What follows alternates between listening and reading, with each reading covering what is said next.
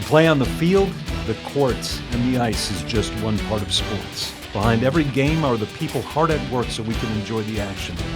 They're the owners, administrators, agents, broadcasters, and promoters who bring the games to life. Meet them when you go behind the game with Patrick Klinger and Bill Robertson.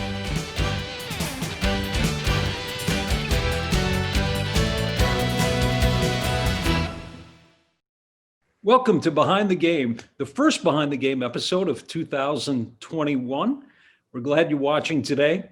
I'm Patrick Klinger, president of Agile Marketing Partners. With me, as always, the Hall of Famer and the commissioner of the Western Collegiate Hockey Association, Bill Robertson. Hey, Billy Rob, how are you today? I'm doing well, Patrick. Happy New Year to you and your family. And to you as well. Well, we have a special event today, great episode with John Drum. He's our guest. He's a dear friend whose climbing in the sports and entertainment business has risen in the past several years with his recent appointment as general manager of US Bank Stadium in Minneapolis. John Drum has had an amazing career dating back to his start with the Anaheim Angels when I first knew him in the Walt Disney Company. He's been with the Arizona Cardinals, is now with US Bank Stadium in Minneapolis, and has been there for several years. We welcome John to Behind the Game. Welcome, my friend. Billy, obviously a great opportunity to talk with you again. And I'm not sure if I've lived up to that introduction that you gave me, but I thank you nonetheless. And many, many moons ago, when we started together in Anaheim, and I can only imagine what you thought when this intern came rolling through at that time, the Arrowhead Pond of Anaheim in '96, going, there's no way this guy's sticking around. He's going to be selling cars before you know it. So I'll just placate him for now, but no, it's been a pleasure, and it's great that the friendship continues to this day. Well, I'm so happy for you and your family, and you've done amazing work, as I said on the outset. But I'm going to start off with the first question, and we'll just kind of rotate around. And if you have questions too, John, you can ask us. First, congratulations on the recent appointment as general manager of US Bank Stadium. That has to be front and center for all our viewers out there. It's quite an accomplishment. Tell us about the journey for you leading up to getting this position and how you feel about being the general manager and the responsibilities of that position. Well, Billy, it's an amazing opportunity. And I say that from the standpoint that I get to work in a world-class building, but more importantly, with world-class people. So I work for ASM Global, is the company that manages US Bank Stadium. We work on behalf of the MSFA, the Minnesota Sports Facilities Authority. And, it's a lot of great forces coming together and allowing me to, in conjunction with a lot of other great people, really satisfy the demands of what this building was meant to do. It was meant to be the best venue in the NFL for the Minnesota Vikings. It's meant to be an asset for the state of Minnesota. It's meant to attract visitors from all over the country and at times all over the world when we have international events. And so the ability to do that is what is the best part of the whole thing. And, we'll continue to write these chapters coming up, but it really is a collective group. And, I'm one part of the wheel, and there's a lot of other people that support me and have allowed me to get to this point. So I couldn't be thankful enough for those people that really have prepared me, for this challenge. John, if you would, tell us a little bit about what your role and responsibilities are. So once again, ASM Global is responsible for the day-to-day maintenance, the care of this facility, to promote it, to book other events here, in addition to, working with the Minnesota Vikings and making sure that the game day experience is second to none. And so that's in a nutshell what we do. This is our home, and you pinch yourself when you drive into work, and we haven't been able to do that quite as often. But you drive in, you go, that's where I get to work, and it's pretty cool. And every so often you get kind of bogged down with some of the other stuff. And if you have an opportunity to bring somebody into the stadium for the first time, and you see their eyes perk up, and it reminds you really what a great and awesome opportunity this is. So. But it, as I talked about before, it's following through on the commitments that were made when this building came out of the ground. And we've started off very strong. 5 seasons of Vikings football, and the season ticket holders and the fans and the visiting team fans just rave about this building, and they're amazed by it. Holding world-class events like a Super Bowl and a Final Four already. But we do a lot of private events here as well. And whether it's up in the Medtronic Club or Club Purple, the size and the scale of the event doesn't matter, because that event to that person, that's their Super Bowl. And we treat it that way, regardless the size of the event or how many people are going to attend. And, it's a lofty goal. We want to be 100% all the time, but, that's the expectation. Most of the times we hit that mark. Sometimes we learn from our mistakes and we get better as we go forward. We're living in unusual times, John, and with the current pandemic, but love to know what kind of challenges COVID-19 has brought for you and your staff, because our viewers would be very interested to know how this affects the building. Other than people coming to the venue, there's certainly a lot of other things that you have to be considering as you get ready to have fans again too. So Billy, first and foremost, the pandemic has refocused us on making sure that everybody is safe. And that includes guests that are coming to the building, but also our staff and everybody working together, knowing what the requirements are when you're inside this venue. The state of Minnesota, mandates masks, but that's something that was part of our vernacular here to enter the building before it was mandated. It's preparing this building to be safe. But from the standpoint of the impacts, I've got a group of people that love doing major events, and they haven't been able to do it for 9 months. And we were on the cusp of setting another new benchmark in this stadium when the world basically stopped. We were going to host the NCAA Wrestling Championships. It was going to be the first time that the wrestling championships were going to be in a stadium setting. And the load-in had actually begun, and then things just started to topple. We went from just being excited about, once again, setting kind of a new expectation for a very significant event to this really just kind of empty feeling of going, boy, we not only did we feel bad for ourselves, but the student athletes that were looking forward to it, the friends that and family members that were going to come out and support. And for us, it was going to be understanding kind of a new community and learning about the passion for wrestling and the people that travel year after year to see this amazing event. And then in plenty of other events and concerts. I mean, we had 5 concerts, Billy, that we had tickets sold, and just about all of them were sellouts. And not being able to do that, we lost the final year of the X Games too, the Summer X Games, which was another amazing way to show what this building can do. So, it's easy to look back and talk about what we lost, but it's just not being able to do what you love to do, and seeing employees here on a daily basis. And there's probably a lot of things that people won't take for granted in the future, just what it's like. But we're excited about the future, and we know that there's brighter days ahead. John, we know that the pandemic has changed virtually every business in some form or fashion. What can the fans expect when they are allowed back into stadiums, arenas, and ballparks? How will their experience be different than what they were used to pre-COVID? Well, the one thing that when fans, guests, ticket holders, clients come to the stadium, we want them just to focus on attending an event or having a good time or having the opportunity to conduct business with vendors or partners that are going to come in. So we want it to be seamless. I mean, there's just like after 9/11, there were additional security procedures, and they have become part of common life. The COVID-19 response will be with us for many years to come in varying degrees. So the cleanliness of the building, we're going to, basically tell our guests or our clients, this is what we're going to do. This is how we're going to prepare the building. And these are the standards that you can expect. Now, there's also going to be things that, we have to ask of guests, and whether that continues to be, wearing a mask, or if there are other new procedures that come through that.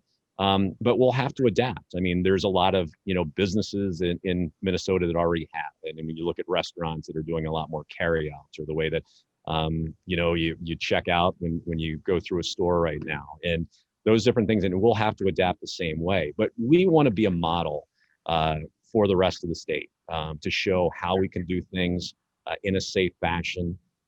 When major venues reopen again, we want to be that leader. We want to be part of the overall community, and once again, bringing people back to this building. So it's an evolving process. ASM Global overall has developed a program called Venue Shield that is really a comprehensive program, not only the cleaning of the building, but the outreach to our guests, and let them know before they show up, hey, this is what, as the building, we're going to provide to you. But this is also what you need to be prepared for, and what the expectations are going to be. So everybody, not only other guests, but our employees and staff, can also operate in a very safe manner. John, what's your opinion on fans coming back to the stadiums? Do you anticipate they'll come back quickly once it's given the all clear, or do you think there'll be some hesitation by a lot of people about let's wait and see? I mean, it's a question that Patrick and I have talked about before on Behind the Game with other guests, but certainly in the position you're general manager, you want to see a full building, but we may not get there right away. What is your opinion on all this? Well, there's two different things, Billy. There is what the state is going to allow and what people are prepared for. And the pacing of those, could be different, or they could be the same. Currently, an indoor venue like ours, we're only allowed 150 people to be inside here. And so clearly we've got a ways to go in as far as what the state will allow. But when it comes down to what the fans are going to be comfortable with, that is going to be part of our job and part of our outreach when we talk about, what Venue Shield means, but what we're doing to ensure safe transit when you get in and out of the building, and the way that we're going to maintain this facility. And Billy, we know everybody has been affected some way with COVID-19, and whether it's directly with a family member, whether it's friends, and everybody's going to react differently. People, have concerns about it.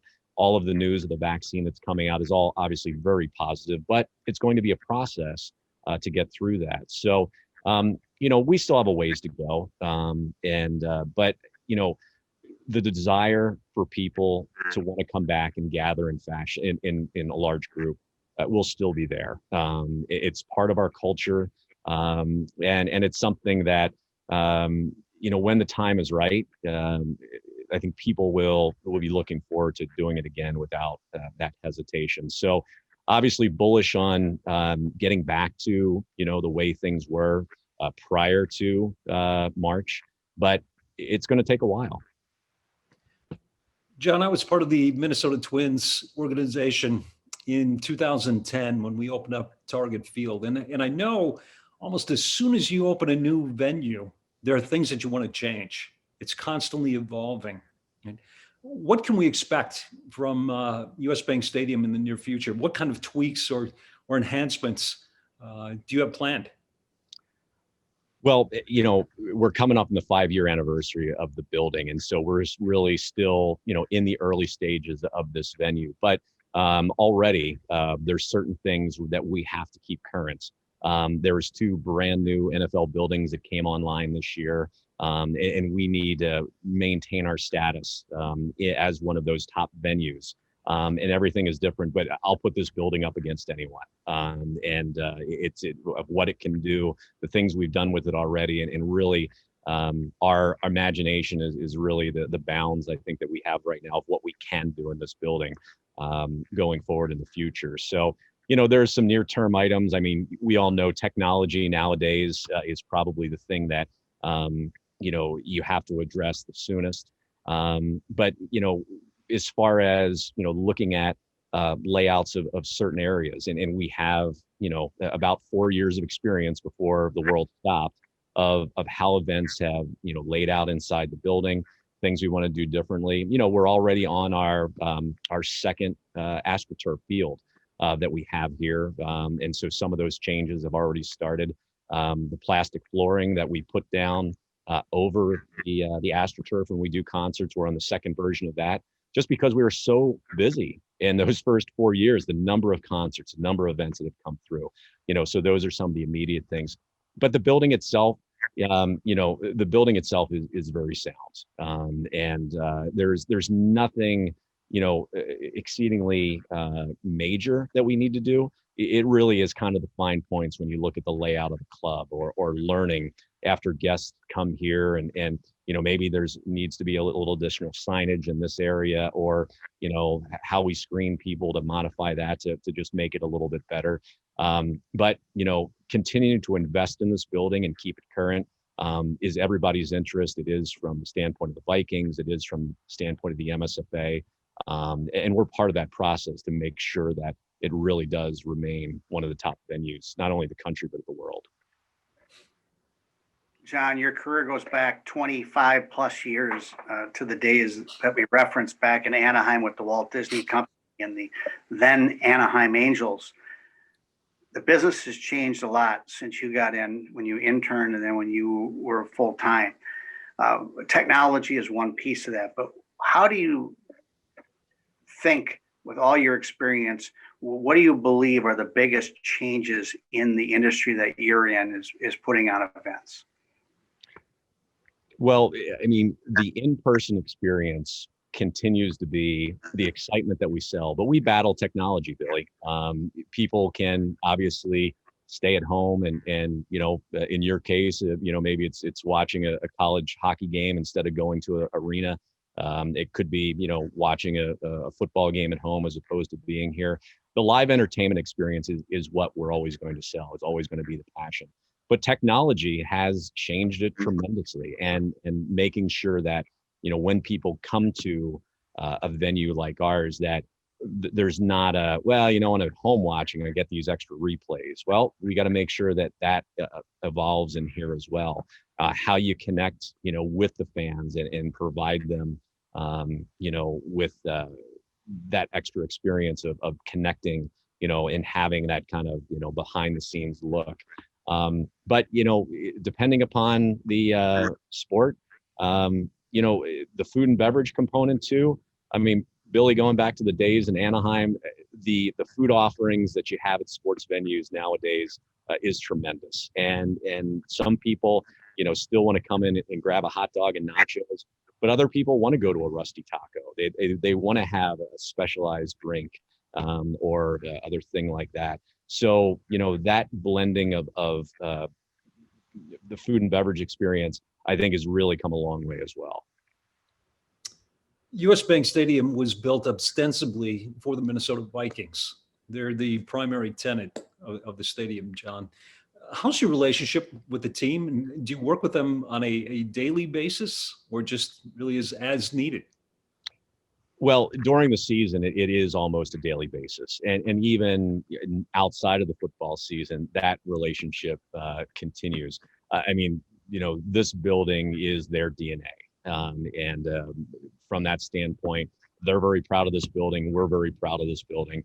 And so a lot of, just about all the time, that our interests coincide. And we want to continue to have this be the best building in the NFL. Andrew Miller, who is the new COO from the Vikings, has been tremendous to work with. And they want to continue that tradition of selling out all the games, to have a ravenous fan base, and to create that home field advantage, that when teams come here, that they fear coming into US Bank Stadium, because they know it's going to be loud. They know it's going to be a tough environment to play in. And that's the passion. I mean, that's the reason, why you come here, after an Adam Thielen touchdown, or a great play at the goal line, and the 67,000 people erupting all at once. I mean, that's the goosebumps, that moment that you pay for and you look forward to. But it's a community experience too. And that's, I think, from the standpoint of looking back at this season of doing Vikings football with no fans in the crowd,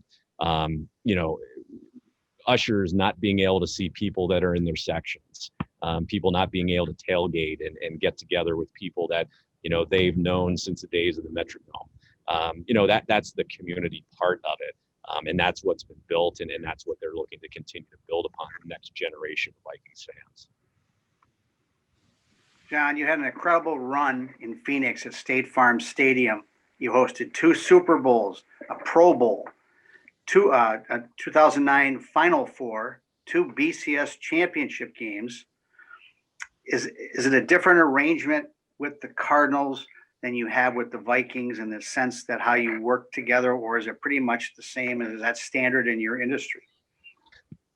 So, Billy, my time in Arizona, I worked directly, for the Arizona Cardinals, and there was a management company that oversaw the stadium while we were there. So for me, it's flipped. So now I'm working for the management company, and the Vikings are one of the important cogs of this facility. And so, if anything, it's allowed me to kind of see the venue through their eyes at times, and what they're looking to achieve. My portion of all of those major events are, I was part of a bigger team and a great group of people back there in Arizona, and I was just fortunate to be part of it. But it did prepare me, for coming here and now, being part of the management team and not so much, the sports team itself. And so it was a transition for me. But once again, the stadium back in Arizona had that ability. Arizona is a tremendous location, and tourism is a huge part of the economy back there. And so attracting big events, is what they do. And, and the Super Bowl will be back there again, I think, next season. So, it was an awful lot of fun in the desert. I don't miss the summers. 100 days of 100 degrees is not great. And even on the cold, snowy days, at least I can put on a jacket when I get out to the car. So, but Arizona was a lot of fun. In addition to all those great events, all those seasons of Cardinals football, and being there when the Cardinals won the NFC Championship is a memory that I'll never forget. Well, on the flip side of that, you become a Minnesotan with your family, as I've followed you on several social media aspects. So you're now a hockey parent with that rink in your backyard or close to your house in Woodbury. So I think you've come a long way since being in the desert or being in Southern California. Oh yeah, and it's been amazing. And my oldest son played hockey back in Arizona. My daughter had just started kind of figure skating, and now coming here, obviously a whole different level. But it's a tremendous community that we have here throughout the state, and love being part of the Woodbury community. And it's been a lot of fun. I grew up outside of Philadelphia, so I'm used to the 4 seasons. I'm not used to this type of winter, however, a little different than the Philadelphia winters. But it's a great opportunity. The outdoors are embraced so much in Minnesota, regardless of the season. And it's been just a blast since I've been here. John, the NFL recently encouraged its teams to use their facilities as potential COVID-19 vaccination centers. Is that something that we might see at US Bank Stadium? So we're a state-owned venue, and whenever there's an opportunity that we can assist, we're always going to do that. The MSFA, reports into the governor's office and has weekly and nowadays probably daily communication with what's going on. And whenever we can support and help out, we can. A lot of that vaccination work has been handled. It's kind of the first wave, and they're hitting a lot of those critical care workers, some of our seniors. It's a little bit more of a targeted approach. And if it gets to the point where it's a larger community that they're looking to do, whenever we can help out, we can. So nothing at this very moment, but that's part of the mission of this building is to serve the city, to serve the state, and we're happy to do so whenever we can. I know we're coming to close to the end of our time. I wanted to ask you, this is more off the not off the questions, but is there an event you would like to do that you've never done before, John? And at the same time, I think a lot of our viewers would love to know, are we going to get another Super Bowl back here, or a BCS championship game, or a Big Ten championship game? Are those the kind of things you're thinking about right now? Well, after you host one Super Bowl, Bill, you want to do them all, because I mean, it's tremendous, because it's not just here in the stadium, it's all throughout the region and other venues. It's a great opportunity to showcase the state and what makes Minnesota great. And so from that standpoint, obviously the Vikings will be the ones that would continue to talk about how great the stadium is, and we'd love to do it again. And those other properties as well. Minnesota embraces hosting events, and there's been no greater example of the number of volunteers that wanted to help out during the Super Bowl, during the Final Four. It's a shame that we missed out on the Winter Classic over at Target Field, but as far as the events that I would like to hold, I mean, Billy, you would be absolutely appalled that I'm still listening to CDs and some of the bands from the '80s that I enjoy. So I don't want to really reveal here what would my ultimate lineup would be, because it'd probably discredit the rest of this interview. So, but doing live concerts is so much fun, and seeing the reactions, when people come here and really live that out. That's the big key for me. Hey, John, this is our last question of the day. We've only got about a minute left. But if you could quickly tell us what trends you're seeing in sports and entertainment venues.